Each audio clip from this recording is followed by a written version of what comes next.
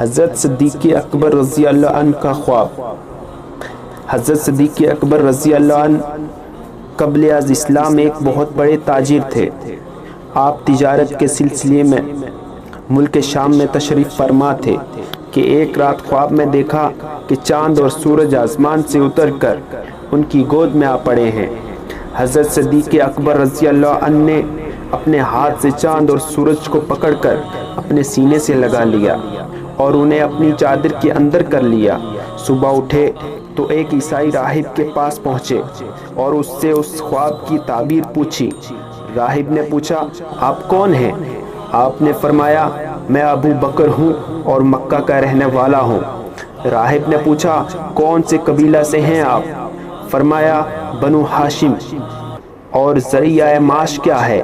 فرمایا، تجارت۔ راہب نے کہا، تو پھر غور سے سن لیں، نبی آخر الزماں حضرت محمد صلی اللہ علیہ وسلم تشریف لے آئے ہیں۔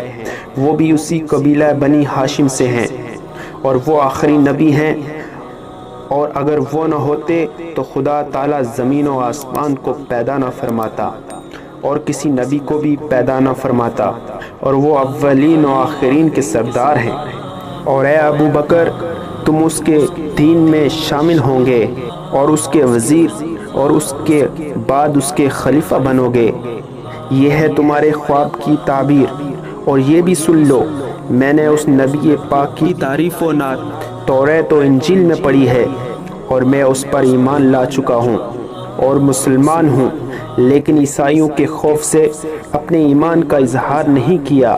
حضرت صدیق اکبر رضی اللہ عنہ نے جب اپنے خواب کی یہ تعبیر سنی تو عشق رسول کا جذبہ بیدار ہوا اور آپ فوراً مکہ معظمہ میں واپس آئے اور حضور کی تلاش کر کے بارگاہ رسالت میں حاضر ہوئے اور دیدار پر انور سے اپنی آنکھوں کو ٹھنڈا کیا۔ حضور نے فرمایا، ابو بکر تم آ گئے، لو اب جلدی کرو اور دین حق میں شامل ہو جاؤ۔ صدیق اکبر نے عرض کیا، بہت اچھا حضور، مگر کوئی معجزہ تو دکھائیں۔